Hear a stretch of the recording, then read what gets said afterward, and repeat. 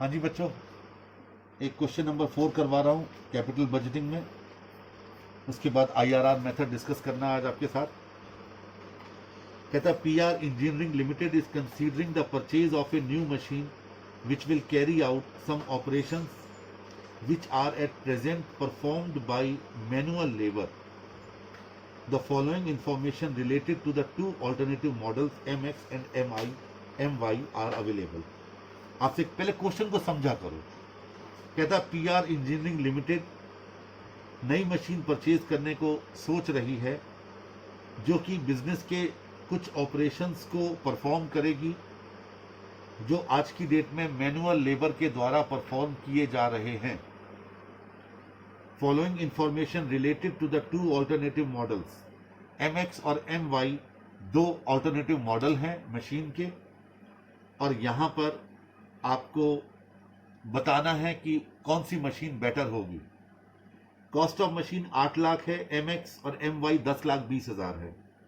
Expected life 6 साल है दोनों की, और स्क्रैप वैल्यू उसकी 20,000 है और उसकी 30,000 है। एस्टिमेटेड नेट इनकम है सर, देखिए ध्यान से, बिफोर डेप्रिसिएशन एंड टैक्स। इसमें डेप्रिसिएशन भी नहीं घटा हुआ है और टैक्स भी नहीं घटा हुआ है। पहले साल में 2,50,270, दूसरे साल में 2,30, 3,60, तीसरे साल में 1,80, 3,80, चौथे में 2,00,000, 2,80, पांचवें में 1,80, 2,60, छठे में 1,60,000 और 1,85,000। Corporate tax rate for the company is 30%, and company is required rate of return on investment proposals is 10%. 10% company की रिक्वायर्ड रेट ऑफ रिटर्न है इन्वेस्टमेंट पर। Depreciation will be charge on straight line basis. You are required to calculate the pay back period of each proposal. Second, calculate the net present value of each proposal if the PV factor at 10% is 0.909, 826, 751, 683, 621 and 564. Which proposal you would recommend and why? ठीक है, ये question में कहा गया है। ऐसी दशा में इस क्वेश्चन में सबसे पहले हम वर्किंग नोट बनाएंगे और उसके बाद फिर आगे चलेंगे। लिखिए working note. Number 1, annual depreciation of the machines।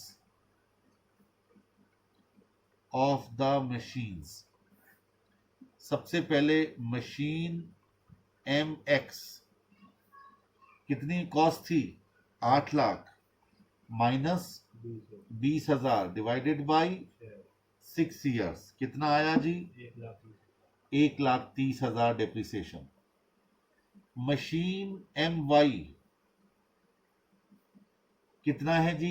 10,20,000 minus 30,000 divided by 6 years, कितना है? 1,65,000। ये आपने डेप्रिसिएशन निकाल लिया। अब दूसरा working note, calculation of cash inflows. ठीक है, आप लेफ्ट टू राइट चलेंगे। पहला कॉलम बनाएंगे पर्टिकुलर्स, फिर 1 साल, 2 साल, 3 साल, 4 साल, 5 साल और 6 साल। 1 2 3 4 5 6 लेफ्ट टू राइट चलना है बेटे। सबसे पहले इनकम लिखिए पर्टिकुलर्स वाले कॉलम में, बिफोर डेप्रिसिएशन एंड टैक्स।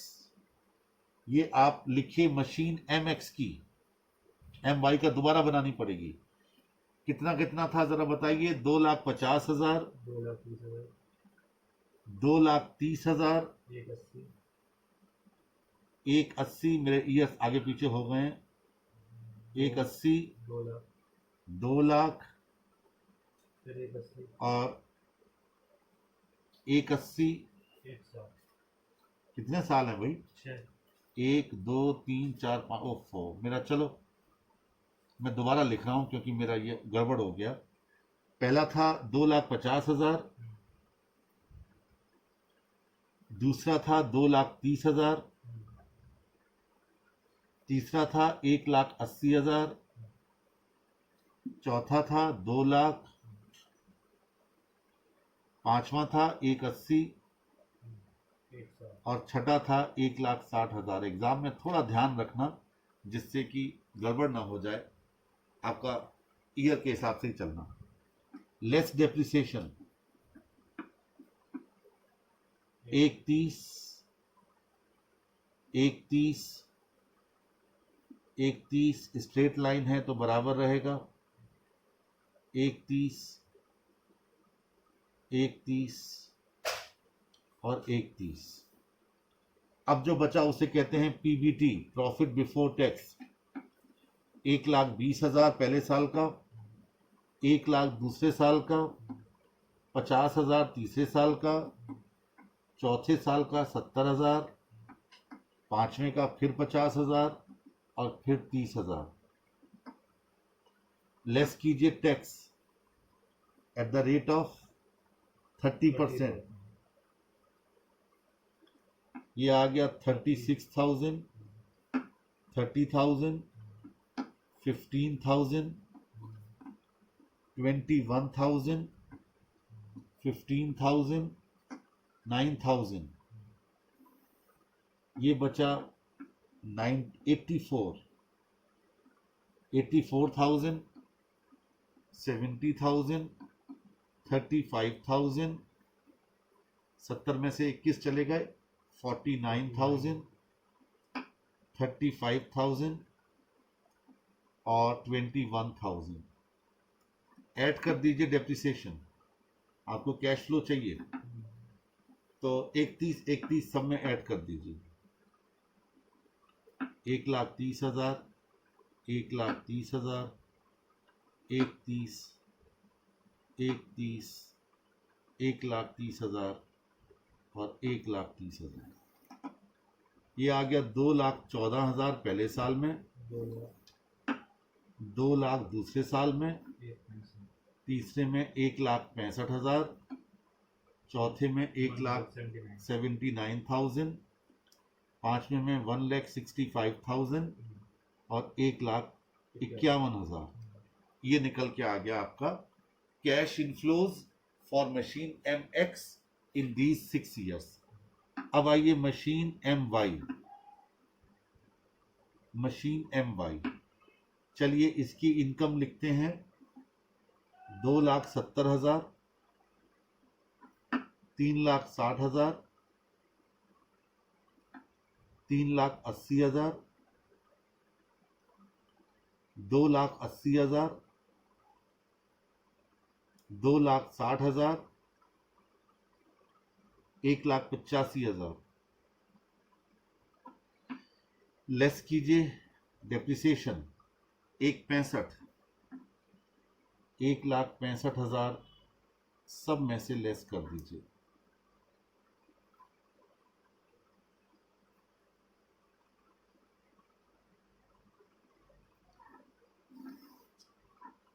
ये बचा 1,05,000, 1,95,000, 2,15,000, 1,15,000,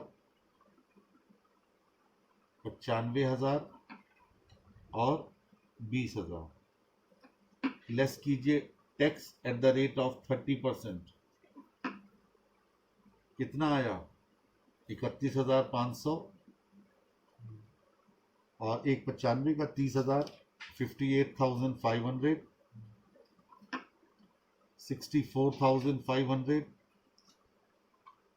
34,500, 28,500 और 6,000। ये बचा 73,500। ये बचा आपका 1,36,500, 1,50,500, 80,500। इसके बाद 66,500 और 14,000। ऐड कर दीजिए वापस डेप्रिसिएशन। लेंथी क्वेश्चन होता है थोड़ा सा ध्यान रख के चलो, नर्व्स को कंट्रोल करके चलो, जिससे कैलकुलेशन में गलती ना हो जाए। कैलकुलेटर पर बहुत ज़बरदस्त प्रैक्टिस होनी चाहिए। और प्रथम राइटिंग बहुत बढ़िया लिखना, कहीं 5 को गलती से वो बना मत देना। और डार्क लिखना, डार्क। हाँ जी, कितना कितना आया? 2,38,500, 2,38,500, 3,01,500, 3,01,500, 3,15,500, 3,15,500, 2,45,500, 2,45,500, 2,31,500, 2,31,500, 1,79,000। 1,79,000।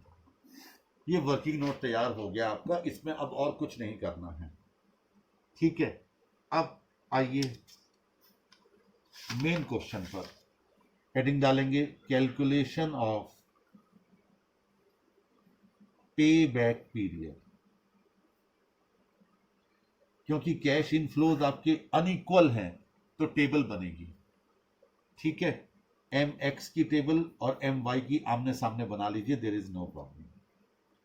ईयर 1, 2, 3, 4, 5, 6 कैश इनफ्लोज 2,14,000, 2,01,65,000, 1,79,000, 1,65,000 और 1,51,000। अब लिखिए क्यूमुलेटिव। 2,14,000 पहले साल का, 4,14,000 दूसरे साल में, 5,79,000 तीसरे में, 7,58,000 चौथे में, 923 पांचवें में, 10,74,000 छठे में। फिलहाल इसको यहीं बंद कर दीजिए। मशीन एम एक्स का इन्वेस्टमेंट था इनिशियल 8 लाख रुपए का, तो आप पहले 4 साल तक 758 था, ठीक है। तो आप इसी के नीचे लिख लीजिए pay back period of M X बराबर 4 इयर्स प्लस। अब देखिए आपको चाहिए 8 लैक्स माइनस 7,58,000 डिवाइडेड बाई इस साल कितना था 1,65,000। कितना आ गया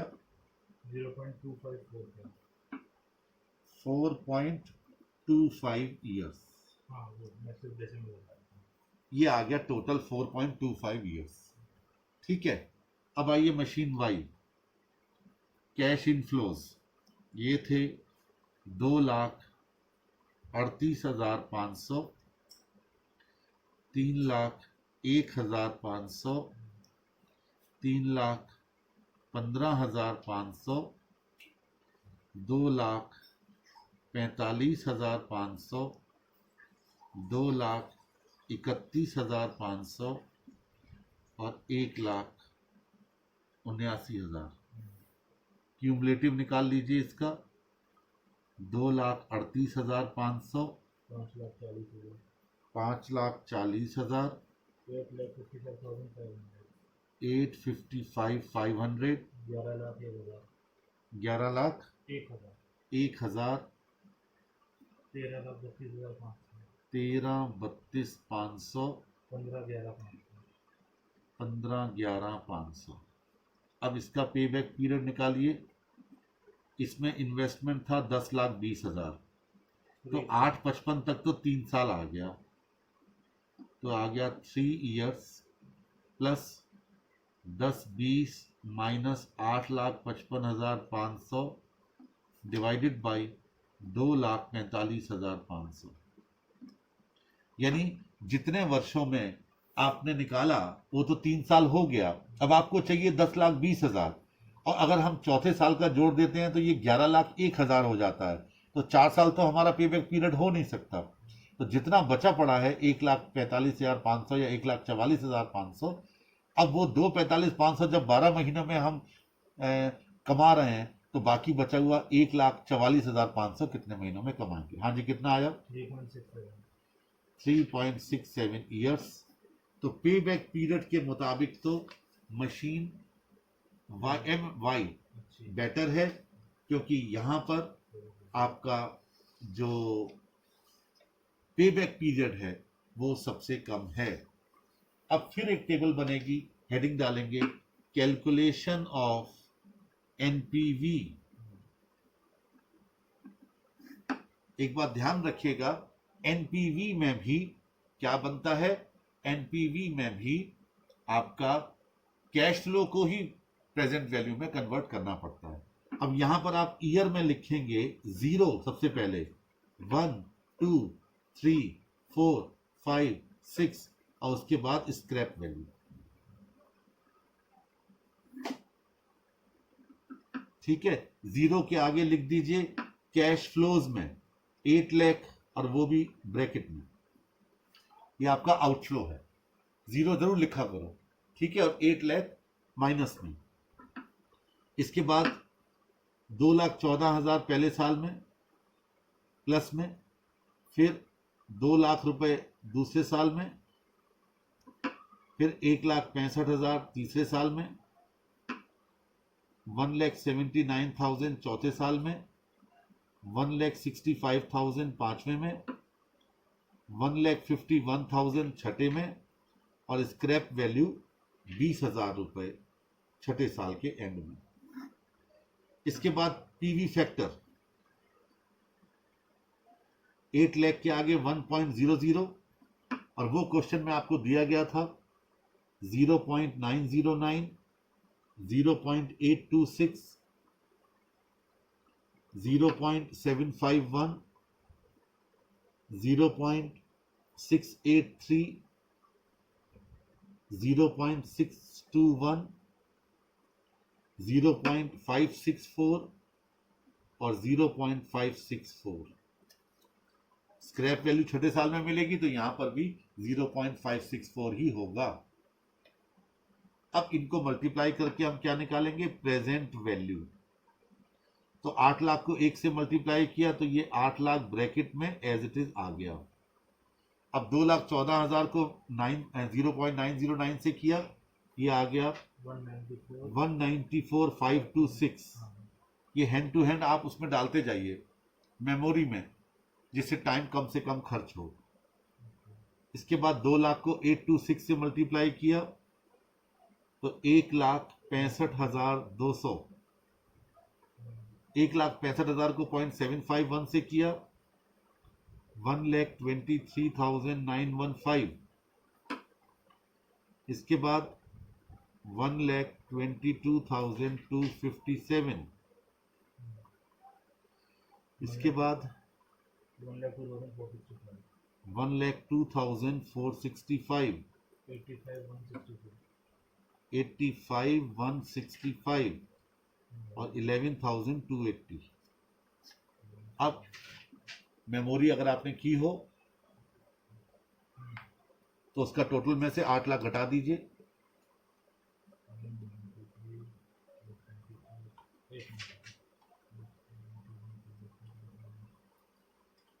$4808 ये आ गई आपकी क्या? NPV, net present value. ठीक है, ऐसे ही अब आप बनाएंगे मशीन MY की। मशीन MY 0 1 2 3 4 5 6 और स्क्रैप। 0 का मतलब eight the beginning of the first year आपने लगाया था 10,20,000 और ये ब्रैकेट में लगाया, ये आउटफ्लो है तो ब्रैकेट में दिखाते हैं। इनफ्लो पहले साल में 2,38,500, दूसरे में 3,01,500, तीसरे में 3,15,500, चौथे में 2,45,500, पांचवे में 2,31,500, छठे में 1,79,000 और scrap 30,000। PV factor at 10%, 1 rupee, 1.00, 0.909, 0.826, 0.751, 0.683, 0.621, 0.564 और 0.564। अब प्रेजेंट वैल्यू 10,20,000 माइनस में आ गई, 2,16,797, 2,49,039,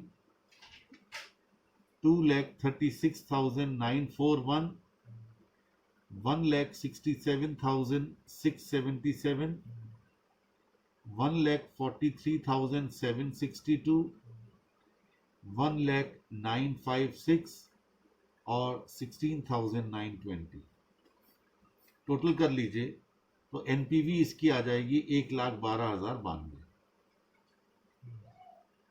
ठीक है, अब नीचे लिखोगे रिकमेंडेशन। रिकमेंडेशन लिखिए ranking according to pay back period, mx और my, सेकेंड mx को और फर्स्ट my को। अब ranking according to NPV method, mx को भी सेकेंड, my को भी फर्स्ट। अब लिखेंगे एडवाइज, लिखेंगे machine my is recommended, machine my is recommended as it has higher ranking in both methods. It has higher ranking in both methods. Lengthy question था, अगर exam में आता है तो ये मान के चलिए कि 10 नंबर से तो ऊपर ही आएगा, 12 नंबर तक आ सकता है क्योंकि बड़ा क्वेश्चन था।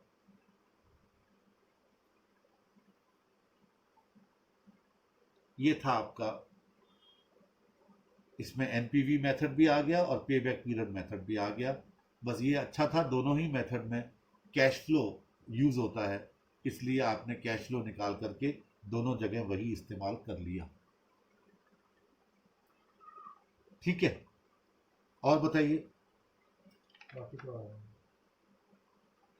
चलिए अब मैं ARR मेथड पर IRR मेथड पर डिस्कशन करूंगा, क्योंकि बेटे ये वो मेथड है जो बहुत परेशान करता है और क्या कहा जाए इसके बारे में, अभी जब आपके सामने आएगा तो आपको लगेगा। ये लीजिए IRR method, internal rate of return. Internal rate of return देखिए,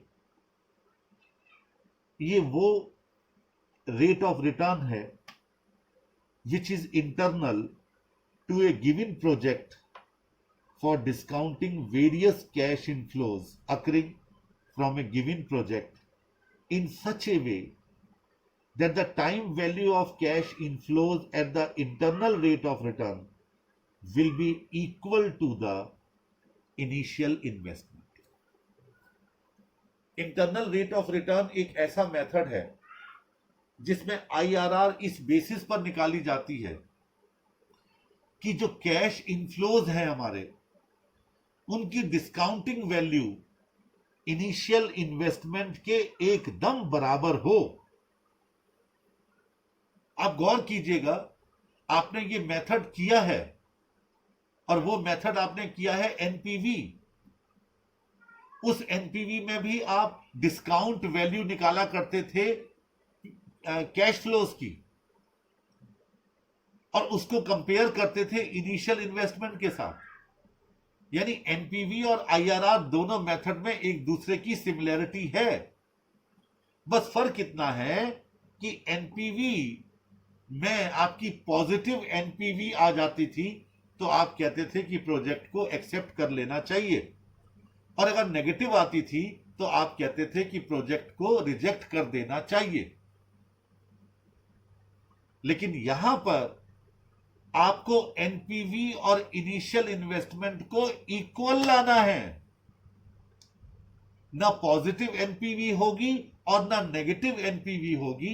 आपको वो रेट ऑफ रिटर्न निकालनी है जहां NPV is equal to cash outflow at the beginning of the year, at the beginning of the project.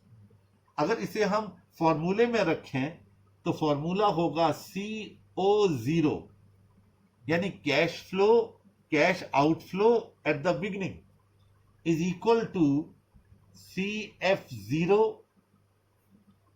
divided by 1 plus R power 0 plus CF1 divided by 1 plus R power 1 dash dash dash dash dash लगा दो, CFN divided by 1 plus R power n plus scrap value SV plus working capital divided by 1 plus R power n।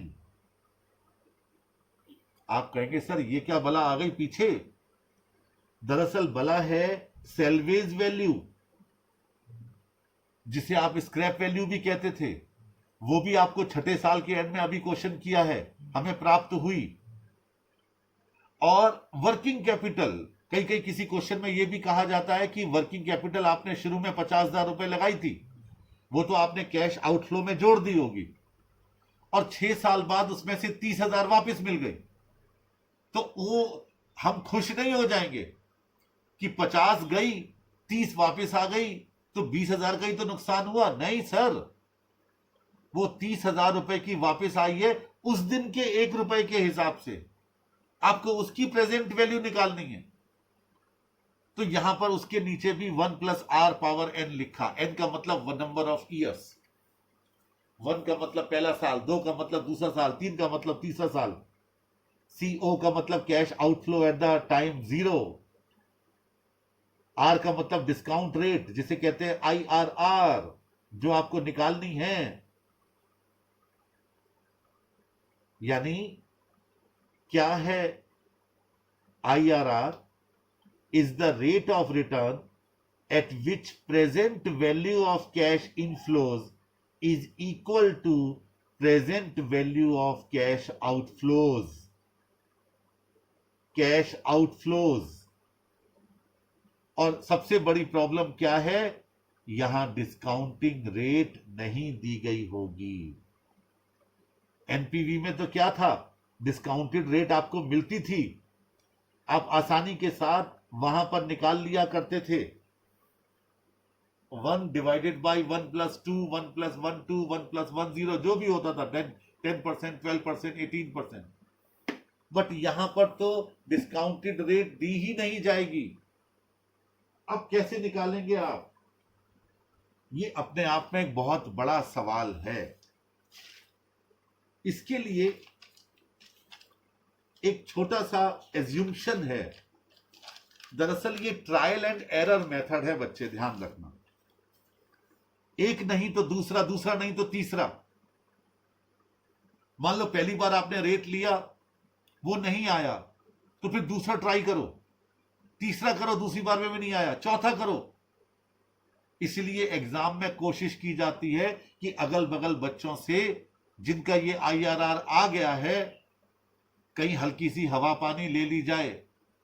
Yes, मैं आपसे कह रहा हूं ये वाली बात, क्योंकि अदरवाइज ये क्वेश्चन बहुत लंबा खिंच जाता है। इसलिए अगर IRR आया है, हम लोग कहते हैं सबसे एंड में इसे अटेम्प्ट करो। लेकिन एक हल्का सा हिंट आपको दे रहा हूं। हिंट क्या दे रहा हूं आपको?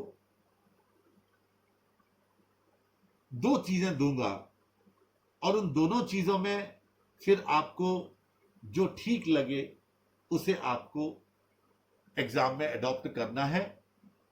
पहली चीज यह है कि क्या एनपीवी भी निकलवाया गया था?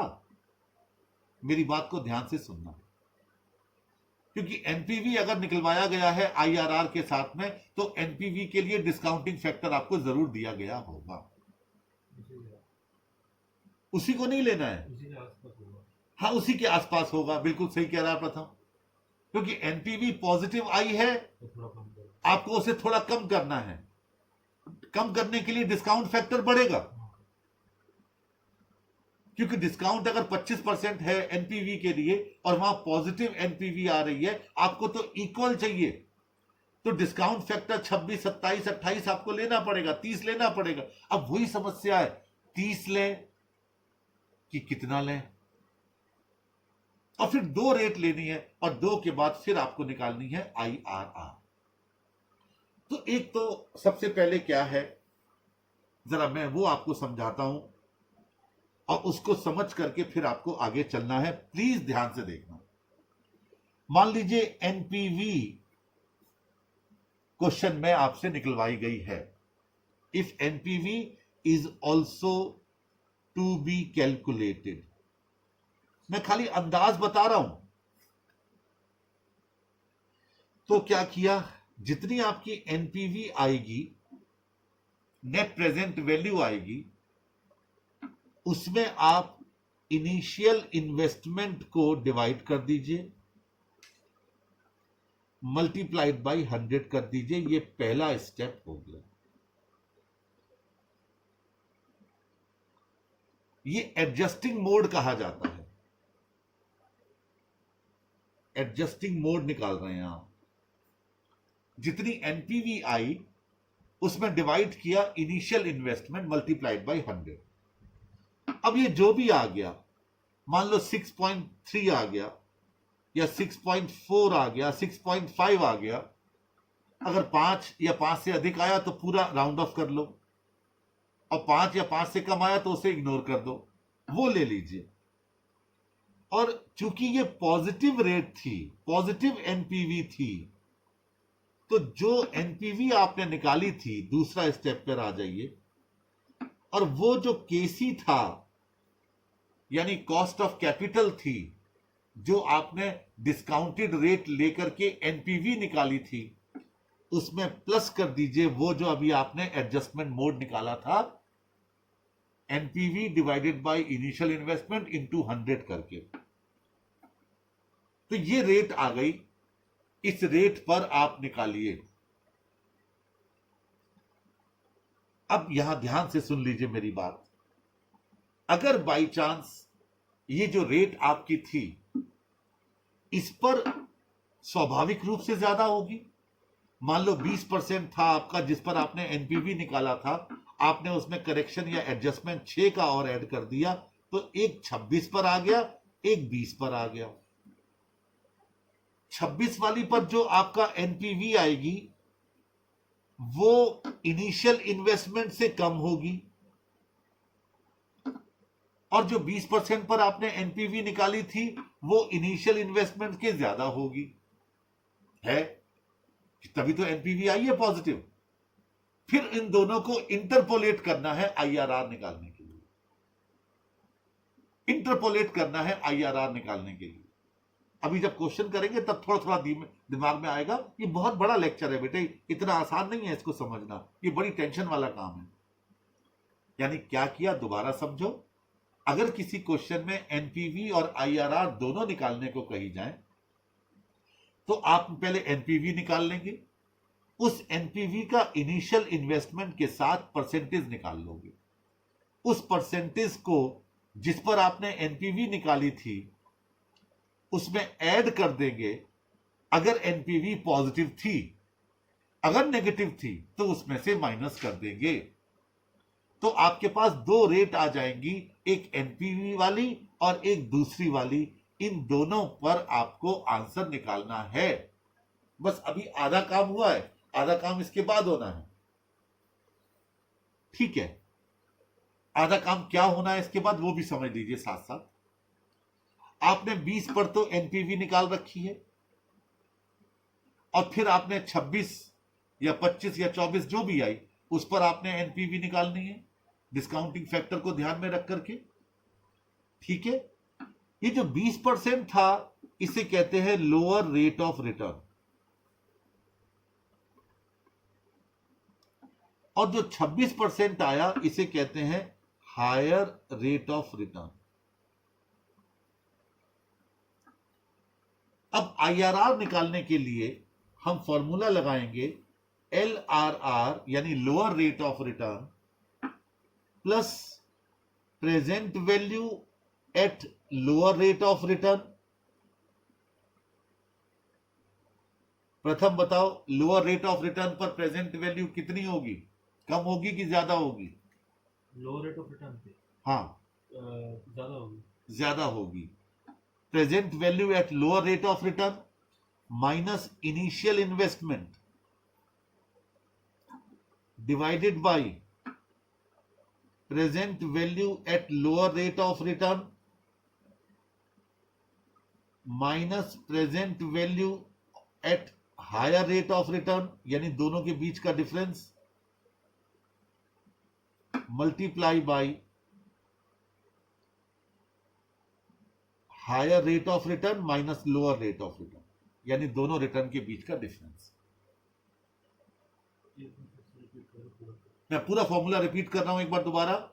लोअर रेट ऑफ रिटर्न, जैसे हमारे एग्जांपल में 20% आया था, तो 20% प्लस, अब इसके बाद फ्रैक्शन बनना है, present value at lower rate of return जो 100% इनिशियल इन्वेस्टमेंट से ज्यादा होगी, पीवी एट L1 यानी lower rate of return minus initial investment जो इससे कम है, तभी तो माइनस आ रहा है, divided by PV at lower rate of return minus PV at higher rate of return, यानी दोनों प्रेजेंट वैल्यू का difference.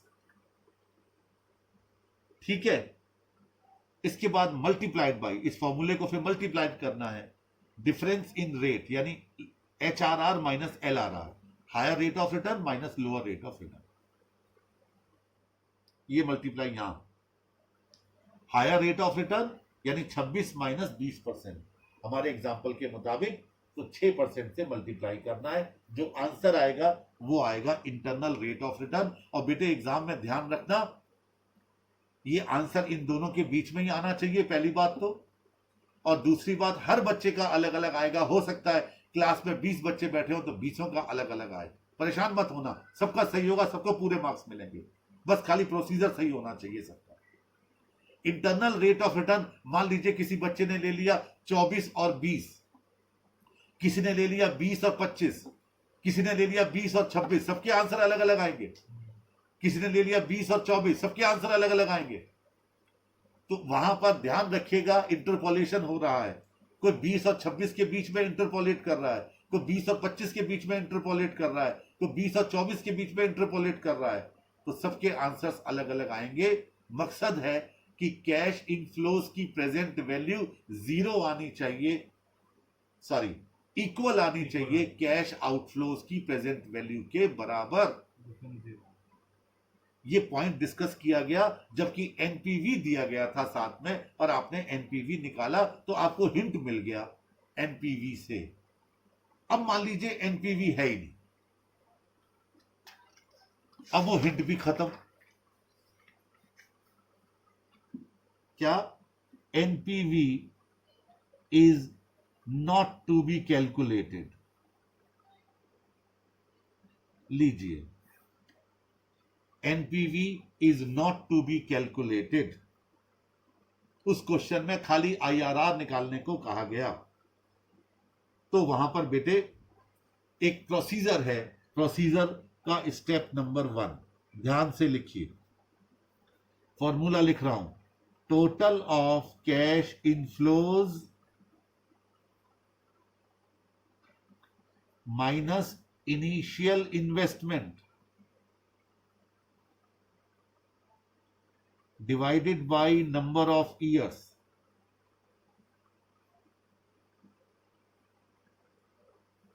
Total of cash inflows, ये वही है प्रोसीजर, वही है जो अभी आपने सीखा था, एनपीवी दिया गया है, बस इस बार थोड़ा सा डिफरेंट है क्योंकि यहां पर क्या नहीं है, एनपीवी नहीं है। तो क्या किया, total of cash inflows minus initial investment divided by number of years. बताओ क्या निकल आया इसमें? वो net cash inflows per year आ गया, पर ईयर आ गया, net cash inflow per year आ गया। अब स्टेप नंबर 2 क्या करो, जो आपने निकाला था ऊपर per year net cash inflow, एक तरीके से प्रेजेंट वैल्यू ही आ गई, हाँ बस वहां पर प्रेजेंट वैल्यू आई थी डायरेक्ट, यहां पर वो आ गया, अमाउंट में आ गया, divided by initial investment multiplied by 100। याद रखना ये प्रोसीजर आपको रफ में करना है, फेयर में नहीं करना। आपको तो खाली नीचे लिखना है ये परसेंटेज अज्यूम की गई, ये सब आपको अपने मन में करना है, रफ में करना है। तो क्या किया, per year net cash inflow divided by initial investment multiplied by 100। ठीक है, स्टेप 3। अब ये जितना आया, जो आपका रिजल्ट आया इन स्टेप 2, इसे 1.5 से मल्टीप्लाई कर दो। ये 1.5 क्या, ये अपनी खाली एक एज्यूम्शन है, बार बार करते करते करते करते ऐसा बन गया है, तो सब लोग 1.5 को मल्टीप्लाई कर देते हैं। ठीक है, तो जो निकल के आएगी ये तो आपकी एक रेट हो गई। इस रेट से आप एनपीवी निकालेंगे। अगर वो एनपीवी इनिशियल इन्वेस्टमेंट से ज्यादा आती है, ठीक है, तो दूसरी रेट बढ़ा करके ले लेना है इसकी। आप देख लेना कितनी एनपीवी। अब यहां से वो दूसरा मेथड भी यूज कर सकते हो, क्योंकि एनपीवी वहां नहीं आई थी ना, अब यहां एनपीवी आ गई इस मेथड से। तो बस अब उसके आगे अगर एनपीवी यहां पॉजिटिव आती है तो फिर इससे ऊपर बढ़ा करके दूसरी परसेंटेज ले लो, और अगर एनपीवी कम आती है, माइनस में चली जाती है इस परसेंटेज से, तो फिर कौन सी लेनी है आपको, इससे छोटी वाली परसेंटेज लेनी है, और फिर उसकी एनपीवी निकाल करके, यानी आपको एक फिगर चाहिए इनिशियल इन्वेस्टमेंट से बड़ी और एक फिगर चाहिए इनिशियल इन्वेस्टमेंट से छोटी। बस उसके बाद फिर आप क्या कर लेंगे, फॉर्मूला लगा देंगे। फॉर्मूला वही होगा, lower rate of return plus total present value at lower rate of return minus initial investment divided by total present value at lower rate of return minus total present value at higher rate of return into दोनों rates के बीच का difference. ये है internal rate of return method, जिसमें आपको NPV साथ में है तो एनपीवी के साथ आप कैसे करेंगे, और जब एनपीवी साथ में नहीं है तब आप कैसे करेंगे। ये दोनों चीजें मैं फिर कह रहा हूं बेटे, ये अज्यूम्शंस हैं। ये method trial and error method कहा जाता है। इसके बाद एक छोटी सी बात और रह गई, क्या MIRR, इसमें मॉडिफिकेशन भी आया था थोड़ा सा, वो और समझाना है। बाकी ये चैप्टर समाप्त हो गया, यानी प्रैक्टिकली आपके बड़े चैप्टर सारे समाप्त हो गए। अब खाली एक डिविडेंड पॉलिसी पर और लेक्चर दूंगा, 2 दिन का वो भी लेक्चर है, और उसके बाद फिर थ्योरी के 40 नंबर का जो बचा पड़ा है उसको खाली आपको पढ़ना है, समझना है। मैं सिर्फ उसके आपको नोट्स दे दूंगा। That's all.